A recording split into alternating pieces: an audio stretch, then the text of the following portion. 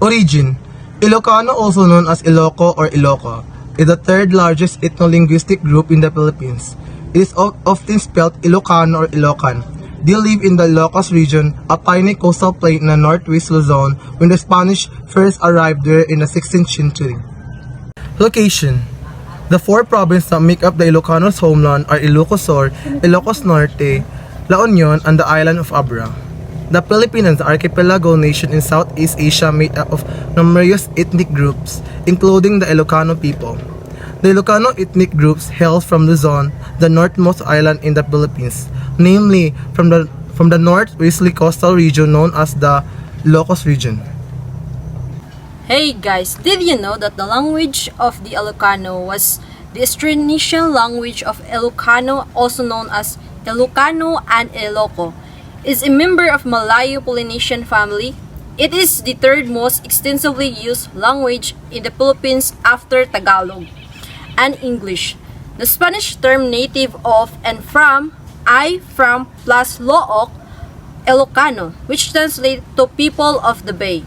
The language of the surrounding mountain peoples are the Ilocanos' closest cousin in the Western Austronesian language family of the Northern Philippines. Ilocano has developed into the common tongue of Northern Luzon because Ilocano traders serve as the primary conduit for the Highland people's foreign trade. Folklore. An Ilocano creation myth claims that a gigantic Aran created the sky and placed the sun, moon, and stars there. The enormous Angalo, who traveled with Aran, was able to see the earth via their light, which he then sculpted into mountains and valleys. The world the giant created was windswept and desolate. As soon as Angalo spat on the ground, the first man and woman showed up. Then he threw the bamboo tube into the water. This couple, who were responsible for the bamboo that washed ashore on the Ilocos coast, gave rise to the Ilocano people. Like other Filipinos, Ilocanos recognize a number of supernatural beings, such as Kataw-tawaan, the ghost of infant who died without being baptized and later prey on newborns. When a person dies, their karma or souls leave their body, but they stay in the house until the deceased is given food offerings after the funeral.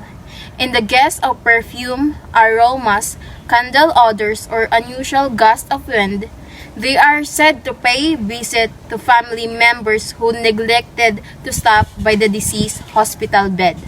The al-aleya, or spirit doubles of human, appear when their counterparts pass away, as the groans of the dying, the shattering of glass, the rattling of beds, the hammering of doors, or in the form of a growling wolf, weeping pig, or clucking chicken. Religion. Roman Catholicism was introduced to the Filipino people by Spanish colonial invaders. Catholicism in the Philippines combines adoration of patron saint with belief in supernatural forces. The public commonly seeks the advice of faith healers for all natural treatment for physical issues. Wedding. Although they are to preach to the possessed, young people still seek to their parents' consent. Before proposing to the woman, his parents will pay for the dowry and wedding expenses. The future husband they formally reveals to the young woman's parents that he intends to marry them. The future groom parents they pay to visit to the bride's parents to decide on the wedding date. For this, the parents consult a planetary or almanac to look up auspicious days. To finish, to each side speak up representative process to the young man and his family to go the young woman's house. Atang is general. The atang is now as a food offering that is intended to drive away evil and malevolent spirit and plays an important role in Ilocano culture, as Ilocanos generally believe that there are spirits who live among us either of the dead or of other words who need to be appeased whenever they are disturbed and offended. Living conditions. Houses are 2 to 3 feet (0.6 to 1 meter) above the ground, with bamboo walls and roofs of nice rice straw or cogon grass. Sometimes newly married children live in an apartment building with a roof. Before entering the reception area, visitors wait in the bangsali, descend the stairs, and wash or wipe their feet. The living room and bedroom are separated by bamboo or curtains. Most have beds, although many prefer sleeping mats. A separate storage room also serves as a dressing room. The outdoor spaces serve as a toilet. Family tree. The typical Ilocano family is made up of 6 to 7 people, following the typical Filipino pattern. The woman who raises the children and oversees household finances is the family's legal leader, with the father acting as their support. The elder child assigns siblings equal amount of chores. Grandparents frequently treat their grandkids with more indulgence than do their own parents. Clothing. Rumors such as, even if it's nice, it was bought on credit, and mabiag tiruar ng matay ni onig are spread when someone dresses inappropriately for their age, perceived wealth, or status. For such occasions, one should still present themselves nicely. For daily attire, particularly at home, boys wear short pants and girls wear dusters, loose skirts, shirts, and short pants. To protect themselves from the sun and muck, farm workers dress in long-sleeved shirts, long trousers, and wide-brimmed hats. People don a headdress made of labig leaves that extends all the way down their backs during the rainy season.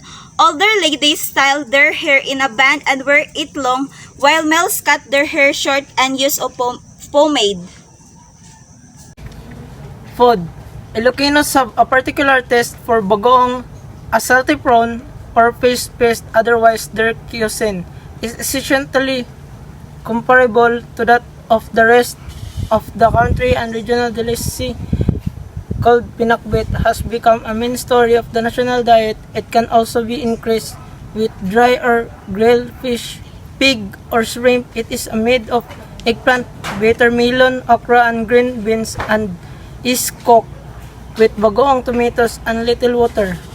Other favorite are dinardaraan, which is cooked pig's blood, dinuguan in Tagalog Filipino, and kilawin, which is the lint meat and intestines of water, buffalo, cow, sheep, or goat eaten raw or partially cooked with a sauce of vinegar, salt, chili pepper, a pig's bite. Employment.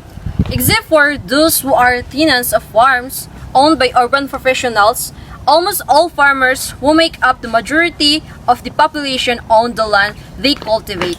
The main crop is rice. However, those in poverty must combine their rice with less expensive maize or corn. Additionally, root vegetables are grown for both commercial and dietary purposes. Wet rice fields range in the size from tiny plots that can only be handled with a hoe or dibble stick and water buffalo plow. They are watered by wet season, rains, or irrigation.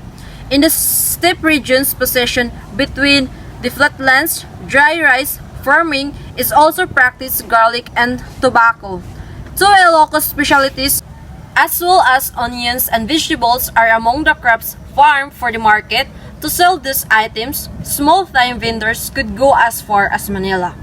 Between planting and harvesting, farmers often fish in adjacent rivers, ponds, or offshore seas. Upon a small fish used to make bagoong or fish paste form a significant portion of the catch. Salt production, basi wine production from molasses, pottery production, 20 different types are made of San Nicolas, weaving at one time usually locally grown cotton. A goddess is said to have left the craft to the people of Paoy town. Basket and mat weaving, woodworking, and silversmithing, recycling old Spanish or Mexican coins are some examples of cottage industries. Social problems on Ilocano people. Like other Filipinos, Ilocanos believe that their government is corrupt. Rich people routinely pay officials to obtain the outcome they desire. Craft and hobbies. Ilocanos partake in the same habit as all Filipinos. This includes wood carving, weaving, and cheese. Kukodishi is a game that is exclusively Ilocano. On a baseline that has been etched into the ground, a stick, an anak, is set. The stick is set into the air by one player while the other player tries to catch it before it lands. If the player is unable to hit the longer stick with the anak, a second longer stick, the ana, is laid across the baseline on the following two phases of the game. Player complete to hit an anak which has been thrown in the air and inserted into the baseline respectively as soon as possible. Cultural heritage. The Biag ni Lamang, Life of Lamang, an epic written by Ilocanos, is currently only preserved as heavily Hispanicized 19th century metrical romance. The only remaining location in the nation where the Spanish zarzuela operetta is performed is in Ilocos. Relationships. Ilocanos and other Filipinos have many core values such as pain, which is similar to hiya or amor proprio, also known as faith or shame. A strong pressure to adopt is exerted by the desire to avoid the envy of others and the fear of rumors. A person experiences hunchback, the need to think about how others might react before moving forward with their goals to avoid embarrassment. It is important to show panagdayaw, the proper respect for other people's feelings. It requires people to speak of themselves only in the humblest terms.